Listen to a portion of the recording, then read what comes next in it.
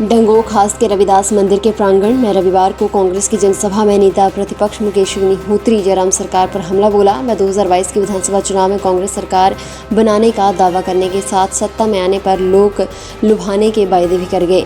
मुकेश ने कहा कि जयराम सरकार पुरानी पेंशन देने से टल रही है, इसलिए कमेटी बनाने की बात कही जा रही है। उन्होंने कहा कि बुढ़ापे में कर्मचारियों को पेंशन मिलना ज़रूरी है। 2022 में कांग्रेस सरकार बनेगी तो कर्मचारियों की पुरानी पेंशन बहाल की जाएगी। उन्होंने कहा कि सरकार 500 करोड़ हेलीकॉप्टर पर खर्च कर रही है, लेकिन कर्मचारियों का हक नहीं दे रही।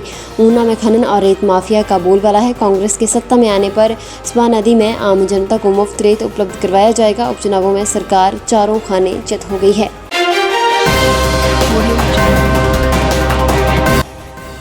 हिमाचल प्रदेश के हमीरपुर जिले के उपमंडल बड़सर की 11 ग्राम पंचायत के भालत गांव के 2 सगे भाई सेना में लेफ्टिनेंट पद पर सेवाएं देंगे। पेशे से अध्यापक नरेश शर्मा और मीना देवी के दोनों बेटों ने क्षेत्र का नाम रोशन किया है। बड़ा बेटा अनमोल कानव 2 दिन पहले ही राष्ट्रीय डिफेंस अकेडमी देहरादून से पास आउट हुआ है, जबकि छोटा बेटा अनुराग कानव अगले साल जून महीने में पास आउट होगा। दोनों ने सैनिक स्कूल जानपुर टिहरा से पढ़ाई की है। पिता नरेश शर्मा ने कहा कि दोनों ने मेहनत की है। बड़े बेटे ने 2017 में एनडीए की परीक्षा उत्तीर्ण की थी, जबकि छोटे ने 2018 में एनडीए की परीक्षा पास की है।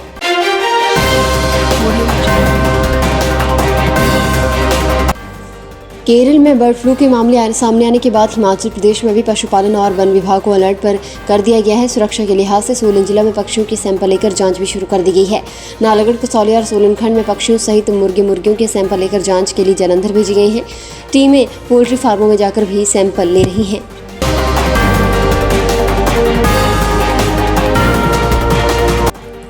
अटल medical and research university Nerchowk में MBBS के लिए आवेदन करने की तिथि को बढ़ा दिया गया है। इसके लिए अभ्यर्थियों को राहत मिली है। आवेदन तिथि को 12 दिसंबर से बढ़ाकर 19 दिसंबर कर दिया गया है। अभ्यर्थियों को सर्वर डाउन होने और अन्य औपचारिकताएं पूरी न होने के चलते आवेदन करने में दिक्कतें आ रही थी। इसके अलावा 11 और 12 दिसंबर को अवकाश के चलते भी कई अभ्यर्थियों के दस्तावेजों से जुड़े काम पूरे नहीं हो पाए थे। इसको देखते हुए विश्वविद्यालय प्रबंधन ने तिथि को आगे बढ़ाने का फैसला लिया है।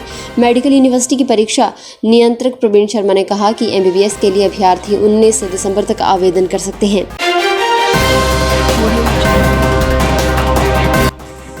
1.5 महीने के भीतर जिला कुल्लू में 2 गांव भीषण अग्निकांड की चपेट में आ गए। खून पसीने की कमाई से बने पुश्तैनी मकान अब राख के ढेर में नजर आ रहे हैं। जिले के दुर्गम गांव मझाण में लगी आग से 27 मकान, 26 गौशालाएं और 2 देवता के मंदिर स्वाह हो गए। रविवार को 30 घंटे बाद भी कई घरों में आग सुलगती रही। भीषण अग्निकांड से प्रभावित गांव के लोग राख के ढेर से सामान की तलाश करते रहे। तिनका एकत्रित कर बनाए कास्ट कुणी शैली के मकानों में आग के बाद ग्रामीण सदमे में हैं। उन्हें भविष्य की चिंता सताने लगी है। कड़ाके की ठंड में प्रभावित लोगों को अपने परिवार, छोटे बच्चों और बुजुर्गों की अधिक चिंता सता रही है। सब्सक्राइब करें हमारे YouTube चैनल को और ताज़ा खबरों की नोटिफिकेशन पाने के लिए प्रेस करें बेल आइकन को। मंडी जिले के कोटली के लागधार में बारात लेकर लौट रही कार रविवार सुबह करीब 5:30 बजे सड़क से खाई में लुढ़क गई। इस हादसे में दूल्हे के नाना की मौत हो गई, जबकि पिता समेत 3 रिश्तेदार गंभीर रूप से घायल हो गए। उनका जूनल अस्पताल मंडी में इलाज चल रहा है। हादसे का कारण सुबह के समय अधिक धुंध होना बताया जा रहा है। बारात दुल्हन को लेकर घर लौट रही थी। बारातियों की एक कार हादसे का शिकार हो गई। इसमें 4 लोग सवार थे। इनमें दूल्हे के नाना, पिता और 2 अन्य रिश्तेदार भी थे। उपचुनाव में मिली करारी शिकस्त के बाद सोमवार को मुख्यमंत्री जयराम ठाकुर उत्तर प्रदेश के वाराणसी में पहली बार प्रधानमंत्री नरेंद्र मोदी से रूबरू होंगे। हार के पीछे महंगाई के कारण बताने के बयान से हुई केंद्र सरकार की किरकिरी के बाद उनकी ये मुलाकात बेहद अहम होगी। सीएम यहां पहले दिव्य काशी भव्य काशी कार्यक्रम में शिरकत करेंगे। इसके बाद सभी एनडीए शासित राज्यों के मुख्यमंत्री और उप मुख्यमंत्रियों के सम्मेलन में हिस्सा लेंगे।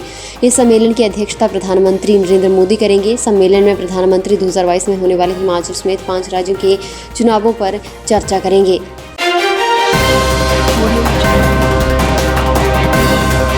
प्रदेश भर में ग्रामीण सड़कों की निगरानी अब आर्टिफिशियल इंटेलिजेंस से होगी। केंद्र सरकार इस व्यवस्था पर काम कर रही है। प्रधानमंत्री ग्राम सड़क योजना की निगरानी के लिए इस तंत्र को विकसित किया गया है। अब कनिष्ठ अभियंता मनमर्जी से सड़कों का निरीक्षण और उनकी रिपोर्ट नहीं बना पाएंगे। AI कनिष्ठ अभियंता की रिपोर्ट परखी जाएगी। साथ ही सड़क की जांच भी होगी। सड़क उम्मीद के मुताबिक न रही तो दोनों कार्रवाई के दायरे में होंगे। आगामी 2 महीने में लोक निर्माण विभाग इस सुविधा को लागू करने जा रहा है।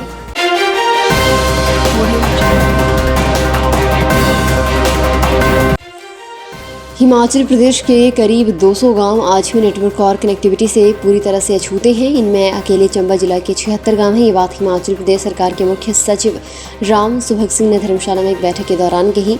हिमाचल प्रदेश के करीब 200 गांव ऐसे हैं जहां पर आज भी नेटवर्क कनेक्टिविटी नहीं है। भारतवर्ष के आज़ाद होने की 75वीं वर्षगांठ पूरे देश में मनाई जा रही है। ऐसे में आज़ादी के इतने साल बीत जाने के बाद भी हिमाचल प्रदेश के 200 गाँवों में नेटवर्क सुविधा न होना अपने आप में एक बहुत बड़ा सवाल है।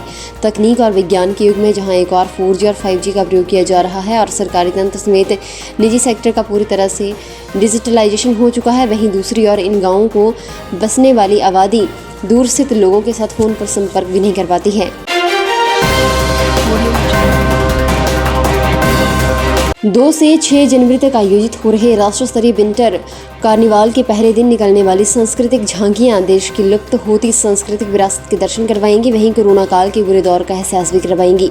कोरोना काल में इस महामारी से बचाव के लिए सरकार की ओर से किए गए प्रबंधों, बचाव और टीकाकरण अभियानों का भी झांकी में प्रदर्शन किया जाएगा। इतना ही नहीं, सरकार द्वारा समाज के विभिन्न वर्गों के उत्थान के लिए चलाई जा रही योजनाओं से भी सांस्कृतिक दल एवं महिला मंडल लोगों को रूबरू करवाएंगे।